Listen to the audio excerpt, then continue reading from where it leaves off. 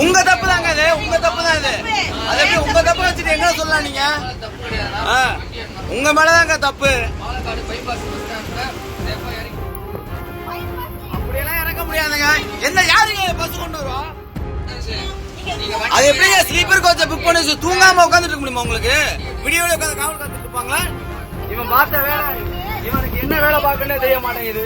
வந்து உட்காந்துருக்க படுத்து தூங்கிக்கிட்டு. ஏங்க எங்கங்க போயிட்டு இருக்கீங்க? காலைல ஒருத்துக்கு போனுங்க, போயிட்டே இருக்கீங்க. திருப்பி கொண்டே எப்படியா போயா?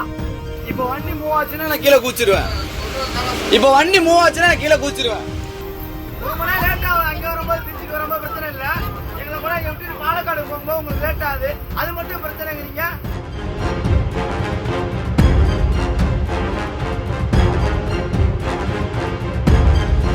ஆம்னி பேருந்தில் ஏறினால் நேரத்திற்கு ஊரு போய் சேரலாம் என்று ஆசைப்பட்டு ஏறி தூக்கம் போடும் பயணிகளின் தூக்கத்தை கெடுப்பது போல சாப்பிட்டுக் கொண்டே பேருந்தை இயக்கிய ஓட்டுநரின் வீடியோ வெளியானது.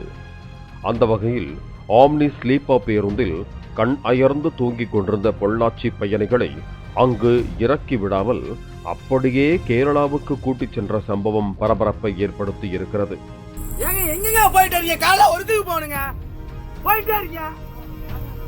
திருப்பி கொண்டே எப்படியா போயா?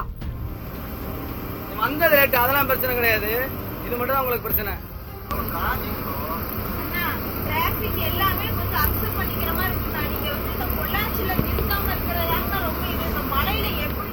உன் வேலையை காட்டா பாத்தியா? என்ன கரெக்டா பாத்திருக்க? 6 பேர் செக் பண்ணி அனுப்பினியா? நீ 6 பேர் செக் பண்ணி அனுப்பினியா? ரேஸ் பண்ணாம என்ன பண்ண முடியும் அப்புறம்?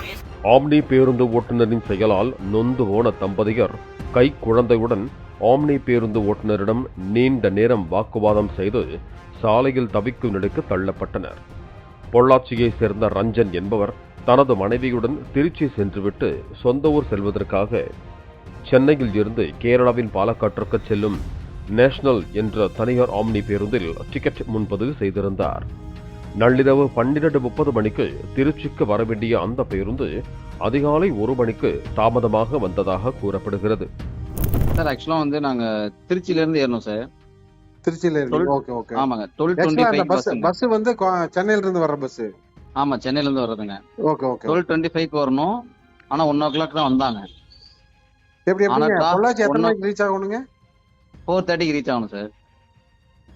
எப்பங்க? நைட் காலையில? ஆமாங்க. சரி, நைட் எனக்கு 12:25 உனக்கு திருச்சியில போர்டிங் டைம் சார். சரி, ரைட், ஓகேங்க. ஆனா அந்த டைம்க்கு பஸ் வரல. தனது மனைவி மற்றும் கை குழந்தையுடன் அந்த பேருந்தில் ஏறியதும் சிறிது நேரத்தில் படுத்துறங்கியுள்ளனர். படுக்கை வசதி கொண்ட பேருந்து என்பதால் ஒவ்வொரு நிறுத்தத்திலும் பேருந்தில் இருக்கும் ஊழியர் உள்ளே வந்து உறக்க சப்தமிட்டு அந்த ஊரில் இறங்க வேண்டியவர்களை இறக்கிவிட்டு சென்ற நிலையில் அதிகாலை 5 மணிகளவில் பேருந்து பொள்ளாச்சி வந்து சேர்ந்தது. பொள்ளாச்சியில் இறங்க வேண்டியவர்கள் எல்லாம் இறங்கிவிட்டார்களா என்று சரி பார்க்காமலேயே பேருந்து கேரளா நோக்கி புறப்பட்டதாக கூறப்படுகிறது.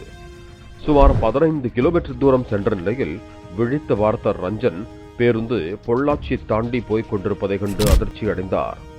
உடனடியாக படுக்கையிலிருந்து எழுந்து வந்து தங்களை ஏன் பொள்ளாச்சியில் இறக்கிவிடவில்லை என்று கேட்டதற்கு பேருந்தை ஓட்டிச் சென்ற மாற்று ஓட்டுநர் எந்த பதிலும் தெரிவிக்கவில்லை. போயிட்டே இருக்கீங்க, காலைல ஒருத்துக்கு போனுங்க, போயிட்டே இருக்கீங்க. திருப்பி கொண்டே எப்படியா போயா?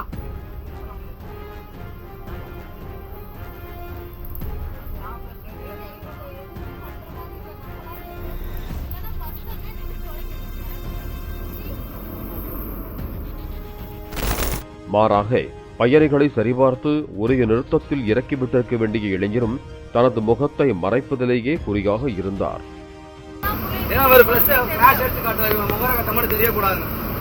திருடங்களை ஜாக்கிரதை போட போறேன். இவன் பார்த்த வேலை, இவனுக்கு என்ன வேலை பார்க்கணும்னே தெரிய மாட்டேங்குது. வந்து உட்காந்துருக்கான் படுத்து தூங்கிக்கிட்டு. அப்ப இதே மாதிரி ஒழுங்கா நீ நடந்திருக்கணும்ல. அவர் வாயா போய் பேசுவோம் தானே ஒழுங்கா நீ.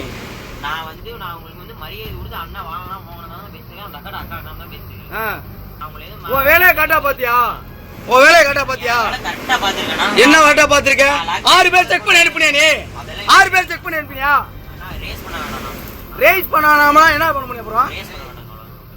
கொண்டே பொள்ளாச்சியில் வண்டியில் அவராது பார்த்துக்க. ஓட்டுநர் இருக்கையின் மேல் பகுதியில் இருந்த படுக்கையில் இருந்து தலையை நீட்டிக்கொண்டு பேச ஆரம்பித்த ஓட்டுநர், தூங்கியது உங்கள் தவறு என்றும் தங்கள் மீது எந்த தவறும் இல்லை என்பது போல பேசினார். படுக்கை வசதி கொண்ட பேருந்தில் தூங்காமல் விழித்துக் கொண்டே பயணிப்பார்களா என தம்பதியர் வாக்குவாதம் செய்தனர்.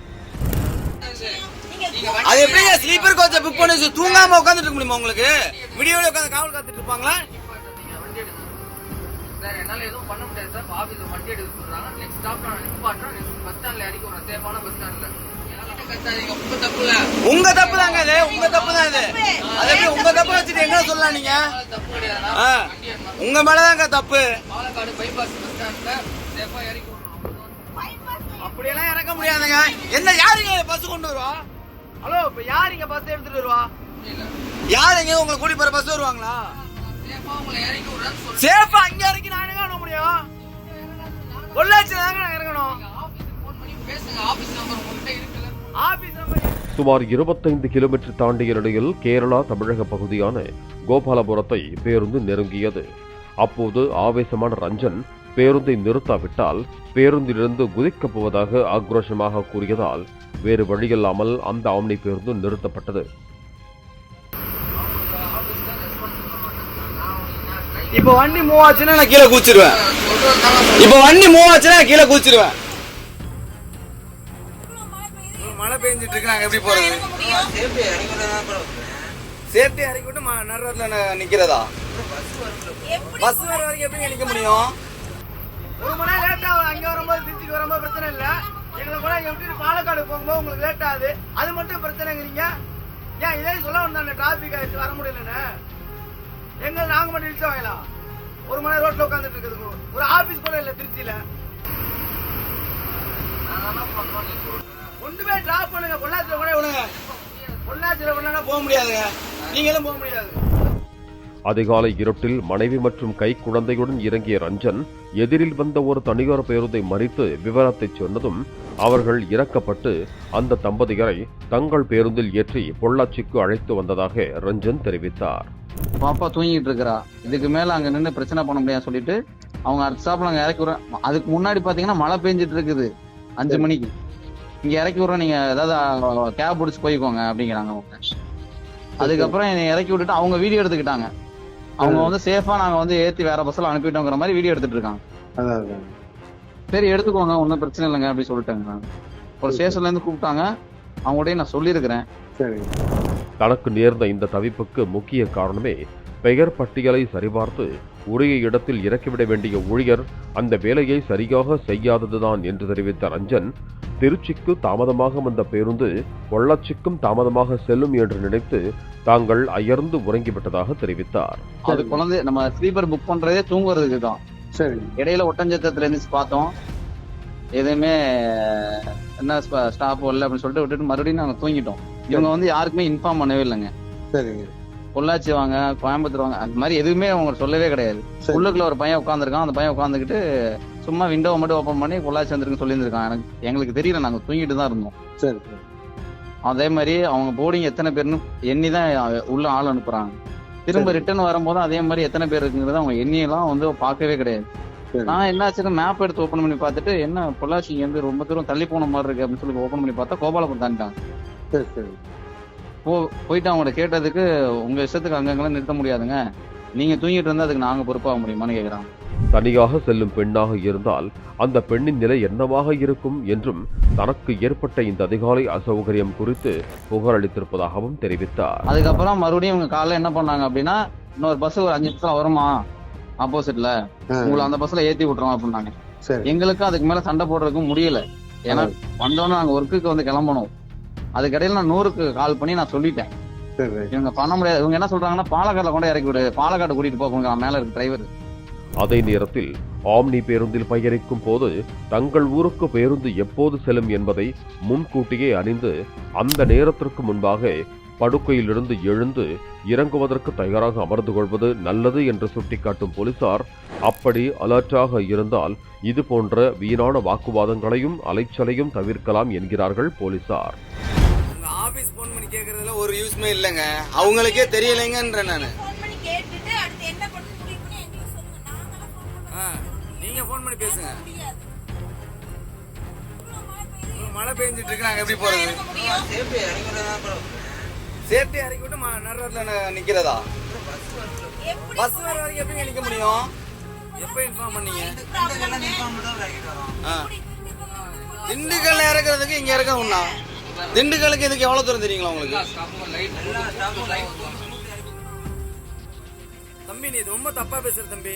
நீ முதல்ல தப்பா பேசிட்டே இருக்கு. ரொம்ப வாய் கொஞ்சம் ஓவரா இருக்கு உனக்கு. வீடியோ இருக்கிறதுனா அப்ப முகர கடை எப்படி தெரியும்?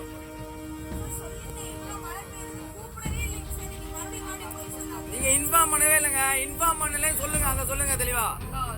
இன்ஃபார்ம் பண்ணலங்க. கூட வந்தவங்க அப்ப எப்படி இறங்குறாங்க? போடிங் போட்டவங்க கூட வந்தவங்கள போய் கேளுங்க, இருப்பாங்க. 6 பேர் புக் பண்ணி 4 பேர் இறங்கிக்கிறாங்க. அப்ப என்ன 2 பேர் இறங்கல எங்கன்னு கேட்டீங்களா? 6 பேர் 4 பேர் இறங்கிருக்காங்க. அப்ப 2 பேர் இறங்கல சொல்லி நீங்க கேட்டுக்கலாம்ல. எந்த ஒரு செயலையும் கவனிக்காமல் செய்தாலும், கவனிக்க மறந்தாலும் குற்றம் கேடு தரும்.